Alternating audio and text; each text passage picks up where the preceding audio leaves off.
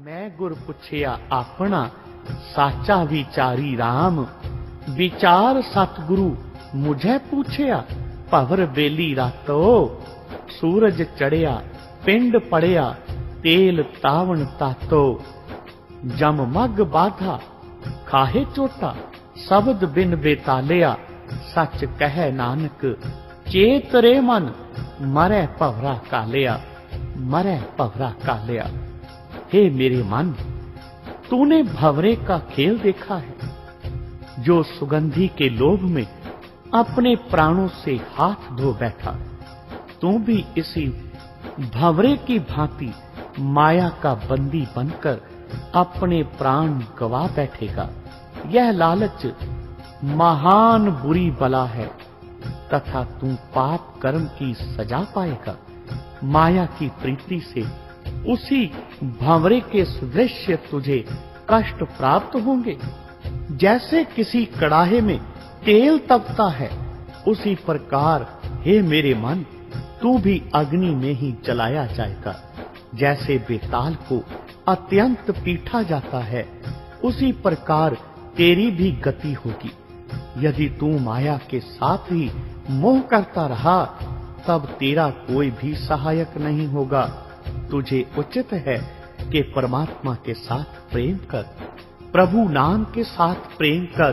प्रभु नाम को अपनी इस रसना से बार बार जप। अपने श्रवणों से प्रभु नाम का मंत्र, प्रभु नाम की महिमा को श्रवण कर। यही तेरे इस संसार में अच्छे कार्य हैं और इन कार्यों को करते हुए तू इस संसार से सफल हो सकता है। नहीं तो भंवरे की भांति कमल फूल के अंदर जो माया रूपी कमल फूल है, उसमें फंस के बहुत दुख पाएगा। गुरु जी अपने मन को इस प्रकार समझाते हुए वचन करते हैं और यह सारे संसार के भले हित है। तभी गुरु जी वहां पर एक जीवर को नदी के अंदर मछली पकड़ते हुए देखते हैं। वह जीवर नदी के भीतर मछली पकड़ने का जाल डालता है। बहुत सी मछलियां उस जाल में आ जाती हैं। तब उनको काबू करके वह जीवर अपने घर की ओर रवाना होता है। मछलियां तड़पती हैं। तड़पती हुई मछलियों को गुरु जी ने देखा, तब अपने मन को निमित्त बनाकर संसार को उपदेश दिया। मेरे जियड़या परदेसिया कित पवे जंजाले राम। साचा साहिब मन वसै की फासै जम जाले राम। मछली विछुन्नी नैन रुन्नी जाल बधक पाया। संसार माया मोह मीठा अंत भरम चुकाया। भगत कर चित लाए हर स्यों छोड़ मनो अंदेसिया। सच कह नानक चेत रे मन जियड़या परदेसिया। जियड़या परदेसिया। हे मेरे मन, यह तमाशा देख कि जो मछली पाताल में थी, उसे जाल लगाकर जीवर अपने घर को ले गया है। हे मन, तू भी इसी प्रकार यमदूतों के हाथ लग जाएगा। यहाँ तेरा अपना सिवाय प्रभु के और कोई भी नहीं है। इसलिए ईश्वर का स्मरण कर। जब मछलियां जो अचेत और अज्ञान में थी, उनको जीवर ले गया है, उसी प्रकार तू भी मोह माया में अचेत हो रहा है, तो तुझे यमदूत जीवर की भांति पकड़ लेंगे। तब तू मछलियों की भांति विलाप करेगा, तड़पेगा, छटपटाएगा, परंतु सभी व्यर्थ होगा। जब अंत समय होगा, तब तेरा यह प्रसाद उतर जाएगा। इसलिए तू प्रथम की परमेश्वर का भजन कर, तब तेरा कल्याण होगा। इसके पश्चात उस नदी के तट पर ही चलते चलते गुरु जी आगे की ओर रवाना हुए। तब श्री गुरु नानक देव जी महाराज चलते चलते उसी नदी के प्रवाह की ओर जा रहे थे। तब क्या देखा कि उस नदी के प्रवाह के दो भाग हो गए हैं, एक दक्षिण की ओर तथा दूसरा पूरब की ओर जा रहा है। यह देखकर गुरुजी संसार को एक शब्द से परम मनोहर उपदेश देते हुए फरमाने लगे, नदियां वाह विछुन्नियां, मेला संजोगी राम, जुग जुग मीठा विस परे, को जाने जोगी राम, कोए सहज जाने हर पछाणे, सतगुरु जिन चेतिया, बिन नाम हर के भरम भूले, पचै मुग्ध अचेतिया, हर नाम भगत ना हृदय साचा, से अंत ताही रुन्निया, सच कहे नानक शब्द मेल चिरी विछुन्निया, शब्द मेल चिरी विछुन्निया। हे मेरे मन, यह जो तू नदी का प्रवाह बिछुड़ता देख रहा है, अब यह प्रालब्ध से ही मिलेगा। यदि ईश्वर की इच्छा हुई तो मेल होगा, नहीं तो वियोग तो तुम्हारे समय ही है। इससे यह पता चलता है कि परमेश्वर से मिले रहो। यदि विछोड़ा हो गया तब फिर ऐसा समय फिर बने अथवा ना बने, अर्थात मनुष्य शरीर फिर मिले या ना मिले, निकल गया तो ईश्वर की आज्ञा से तुझे 84 लाख योनियों में धकेला जाएगा। जो प्राणी मीठा अधिक खाता है, यदि वह ईश्वर अर्पण किए बगैर खा लेता है तो वह विष के तुल्य है।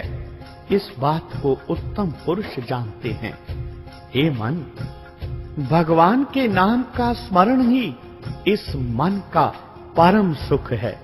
वह तुझे तब अनुभव होगा तू ईश्वर स्मरण में जब लग जाएगा, तथा जिसने प्रथम गुरु शरण प्राप्त नहीं की, उसे सच्चे सुख का अनुभव नहीं हो सकता। जो अचेत तथा अज्ञानी है, वे माया के मोह में भरे हुए हैं, वह सभी नरकगामी हैं। हे मन, तू उस प्रभु का स्मरण कर। जब यह गुरु जी का उत्तम उपदेश भाई बालाजी ने गुरु अंगद देव जी को सुनाया, तब गुरु अंगद देव जी अपने ही स्वरूप में लीन हो गए और तमाम संगत परम प्रसन्न हुई तथा गुरु अंगद देव जी के चरण कमलों में नमस्कार करके जाती जाती कहने लगी, हे भाई बाला, तुम धन्य हो जिसने परम सतगुरु नानक देव जी के सभी कौतक नैनों से देखे तथा श्रोत्रों द्वारा श्रवण किए हैं। इन कौतुकों को जो प्राणी श्रद्धा से पढ़ेगा अथवा सुनेगा, वह परम धाम को प्राप्त होगा। बोलो जी पाई जी, वाहे गुरु वाहे गुरु वाहे गुरु।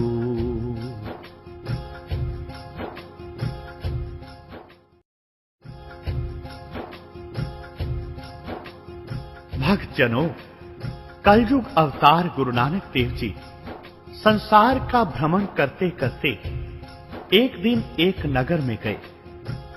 एक माता के घर में जा बैठे। उसी नगर में एक फकीर रहता था। जिस दिन चंद्रमा चढ़ता था, उस दिन उसके घर में बहुत सारी जनता जाती थी। बहुत लोग अनेक प्रकार की भेंट बाजों की ध्वनि में लेकर आते थे। उस फकीर के मकान पर एक अच्छा खासा मेला लग जाता था। यदि कोई पूछे कि आज क्या है, तब उत्तर मिलता कि इस घर में शौ ने आना है, और फकीर कहता था कि मेरे मकान में कोई भी ना आए, और घर में फूलों की शैया बना रखता था तथा इत्र गुलाब आदि छिड़कता था।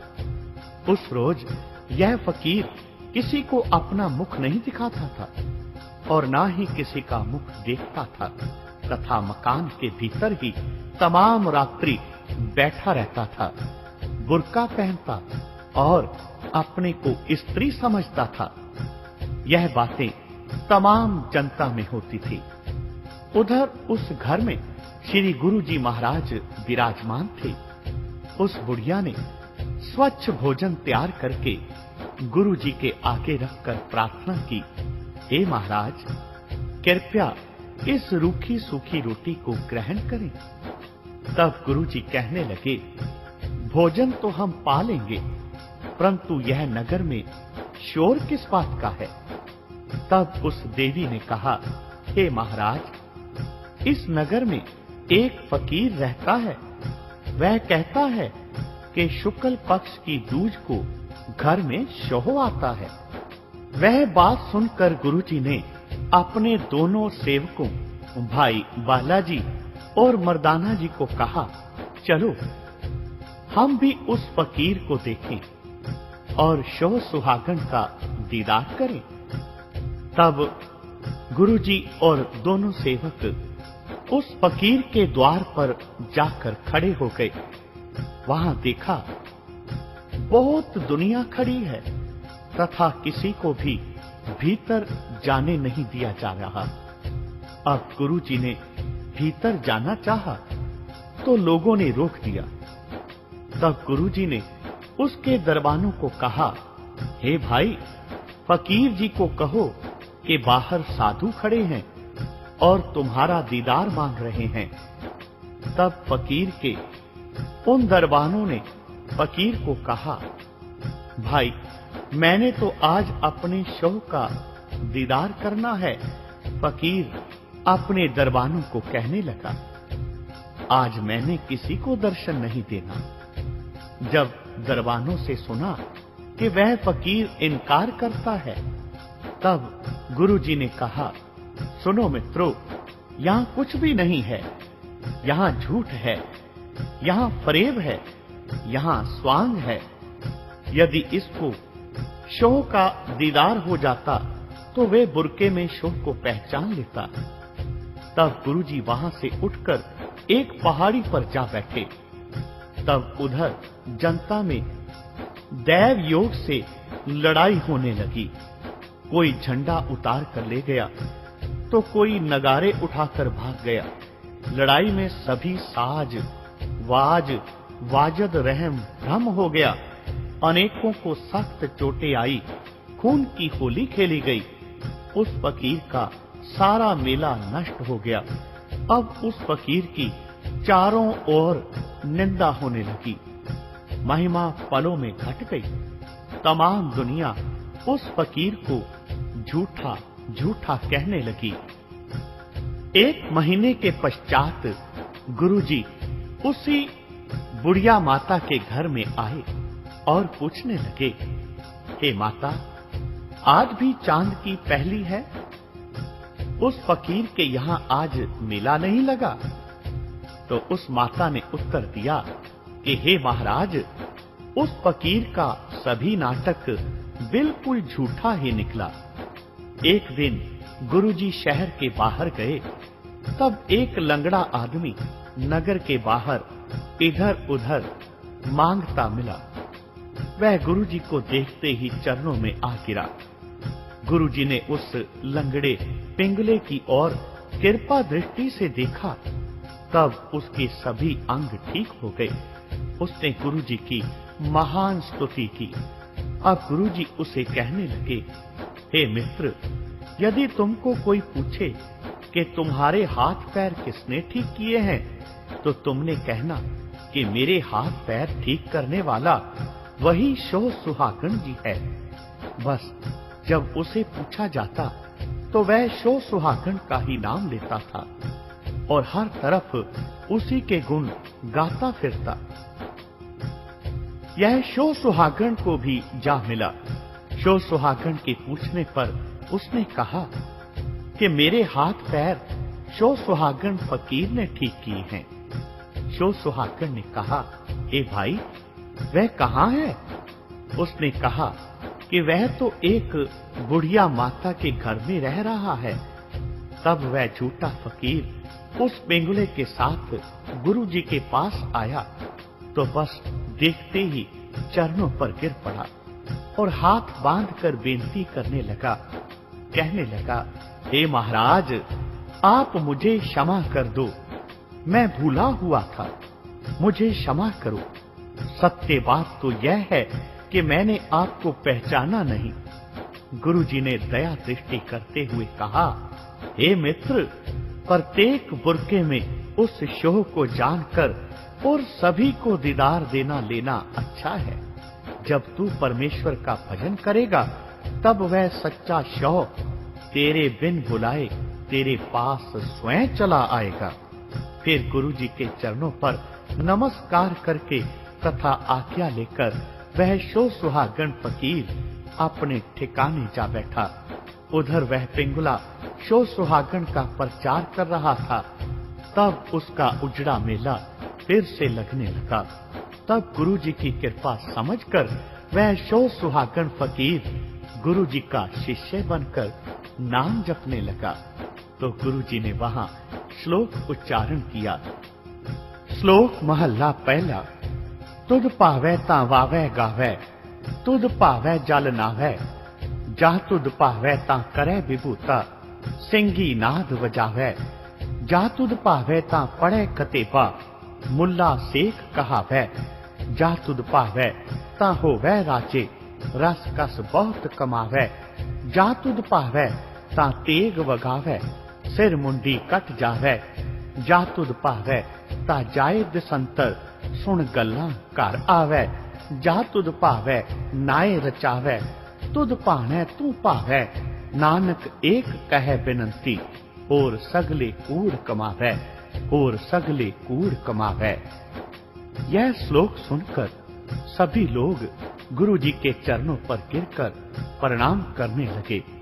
तब गुरुजी उन पर अपनी कृपा दृष्टि करके तथा अनेकों की कामना पूर्ण करके अपनी यात्रा को आगे को चल दिए। बोलो जी पाई जी वाहेगुरु वाहेगुरु वाहेगुरु।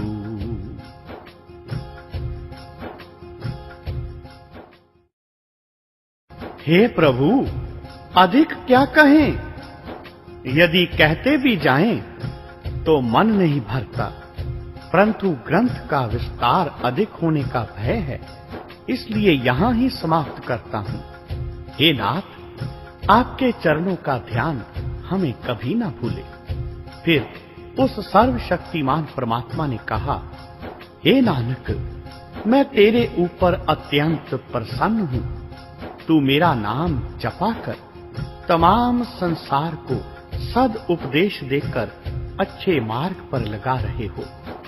इसमें मैं तेरी अधिक सिफत नहीं कर सकता, क्योंकि संसार का उपकार करना तेरा कर्तव्य है, क्योंकि संसार में तू इसीलिए गया हुआ है, और मेरी जो आज्ञा है उसे तुम पालन करने में रात्रि दिवस एक कर रहे हो। इसलिए मैं तुम पर बहुत ही प्रसन्न हूँ। अधिक क्या कहूँ, तुम मुझे बहुत ही प्यारे हो।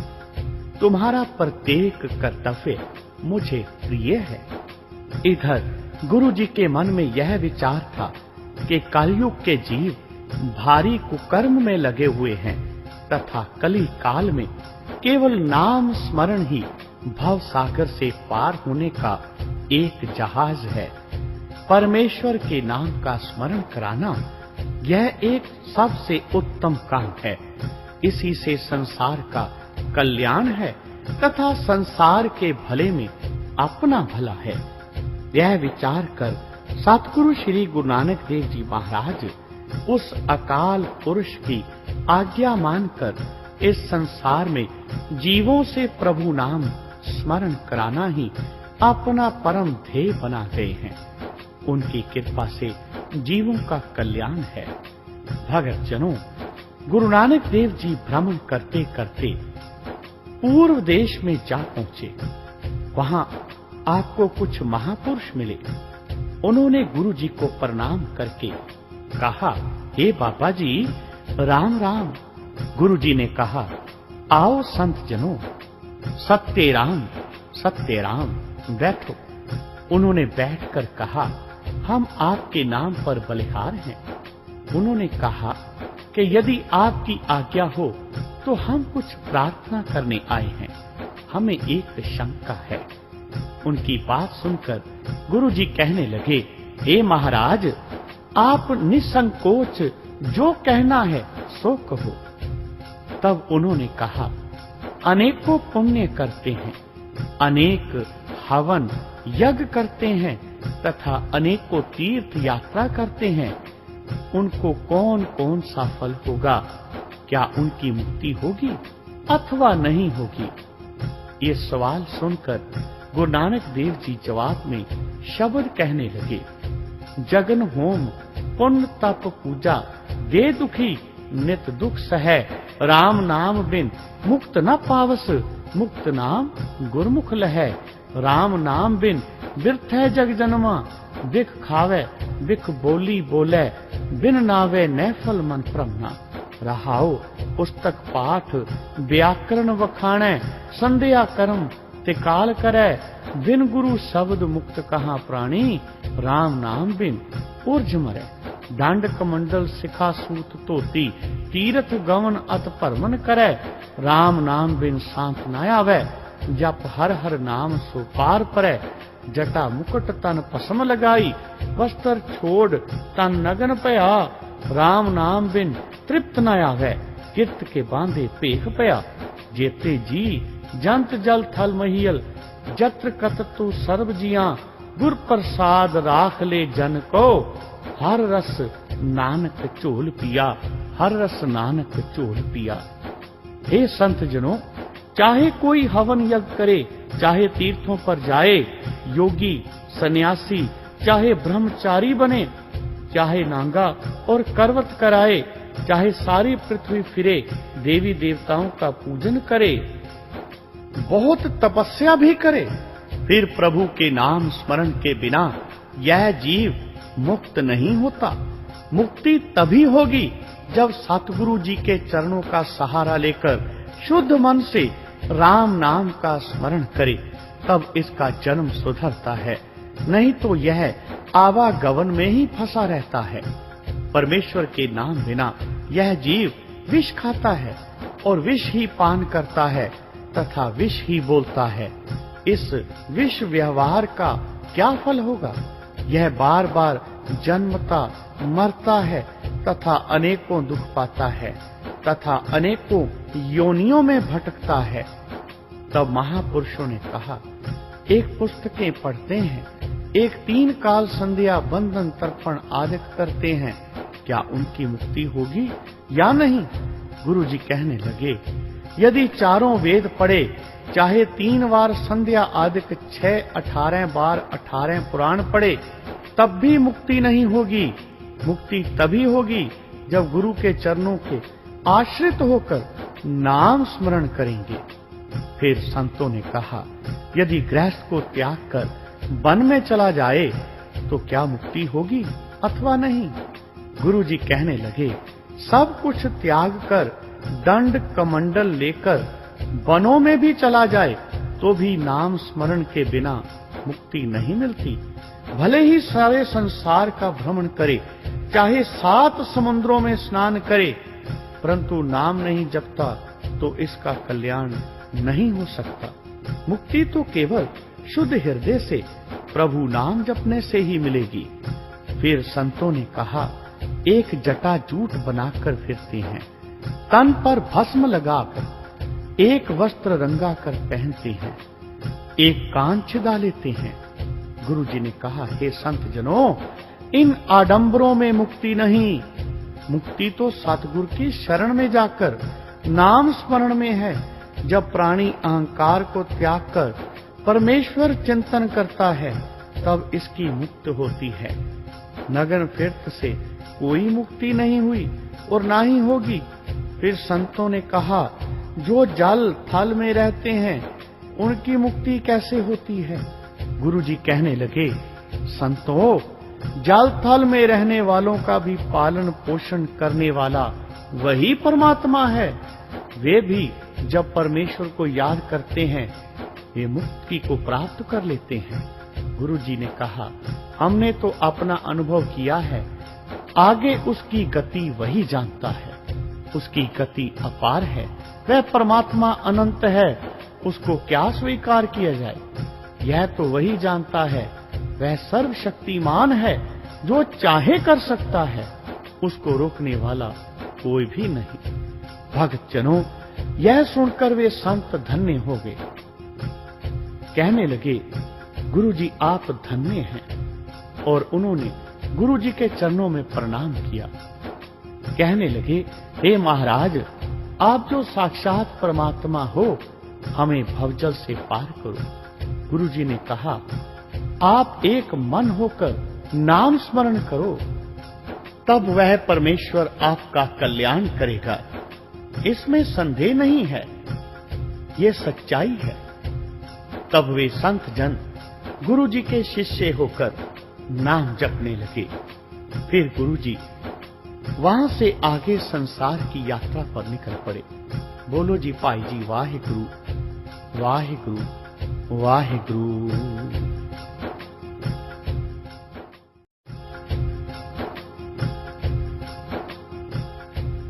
गुरु नानक देव जी अपने दोनों प्रिय भक्तों भाई मर्दाना जी और भाई बालाजी के साथ उस प्रभु परमात्मा के लिव में बैठे हुए थे। एक दिन मर्दाना जी ने कहा, हे गुरुजी, अरब देश कैसा है? गुरुजी कहने लगे, मर्दाना जी, क्या तुम्हारा मन अरब देश को देखने को चाहता है? यदि तुम्हें ऐसी इच्छा है तो हम तुम्हें वहां जरूर लेकर चलेंगे। बस इतना कहते ही गुरुजी अपने दोनों सेवकों को लेकर अरब देश में जा पहुंचे। भक्तजनों, उस देश का बादशाह उस समय लाजवर्द नाम का था। वह बहुत ही जालिम था।